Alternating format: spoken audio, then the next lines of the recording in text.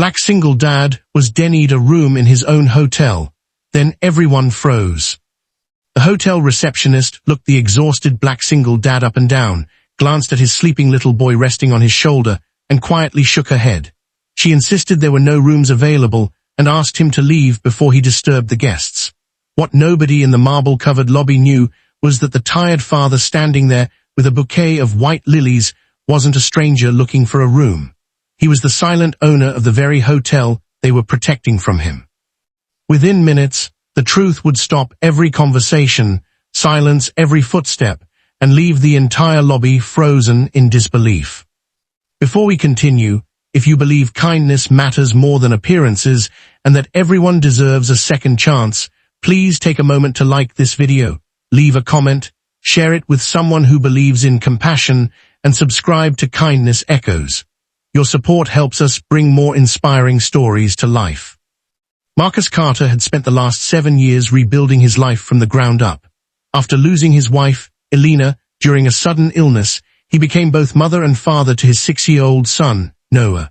Raising a child alone while expanding a family-owned hotel business was never easy.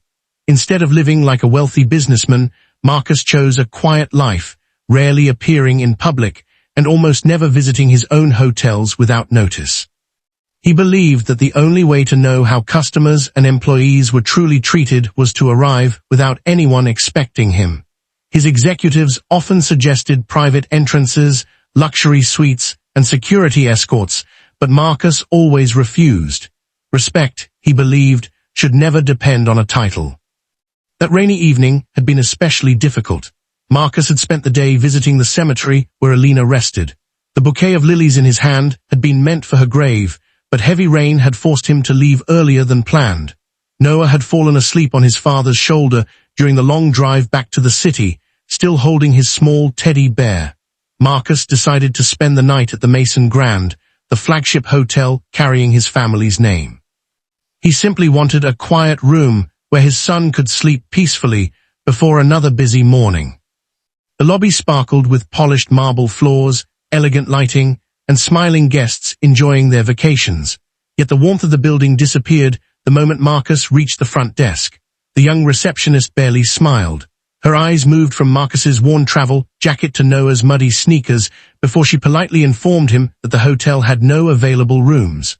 Marcus remained calm. He noticed guests arriving after him, receiving keys within minutes. He quietly asked again if there might be even a small room for his son. The answer became colder.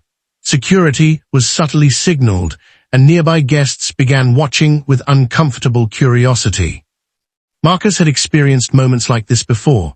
Years of success had never protected him from being judged by the color of his skin or the clothes he wore after a long journey. What hurt him most was not the rejection itself, but the fact that Noah, although asleep, would one day grow old enough to understand these moments. Marcus gently adjusted the blanket covering his son and prepared to leave without creating a scene. His dignity mattered more than proving a point. Just as he turned toward the exit, the hotel's elderly maintenance supervisor walked through the lobby carrying his toolbox. He froze the instant he recognized Marcus. 25 years earlier, when the company struggled financially, Marcus had personally protected this man's job during massive layoffs. The supervisor dropped his toolbox onto the polished floor and hurried across the lobby with tears filling his eyes. Without hesitation, he warmly greeted Marcus with the respect reserved only for the company's owner. Every conversation in the lobby stopped. The receptionist stared in complete disbelief. The security guards slowly lowered their hands. Guests exchanged confused glances while managers rushed from their offices after hearing whispers spread across the front desk.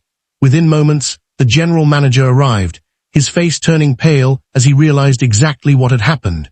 He recognized Marcus immediately from company meetings, but had never expected him to arrive dressed like an ordinary traveler carrying a sleeping child. The silence felt heavier than any apology could erase. Marcus did not raise his voice. He did not demand anyone be fired.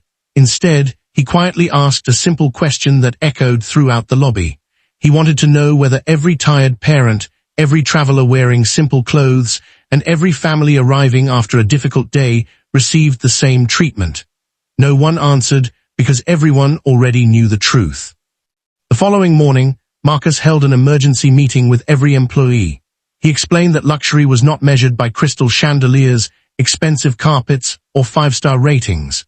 True luxury was making every guest feel seen, respected, and safe from the moment they walked through the door. He announced mandatory hospitality training focused on empathy, fairness, and unconscious bias. Employees would no longer be evaluated only by speed and efficiency, but also by kindness. Those who genuinely cared for people would be rewarded. Those who judged guests by appearances would no longer represent the company. The receptionist expected to lose her job. Instead, Marcus gave her another opportunity under one condition. She had to complete the new training, volunteer at local family shelters for several weekends, and learn firsthand that every person's story remained invisible until someone chose to listen. Months later, she became one of the hotel's most compassionate employees, greeting every guest with sincere warmth, regardless of how they looked. Noah never remembered that painful night. What he remembered instead was waking the next morning in a comfortable room, eating pancakes with his father,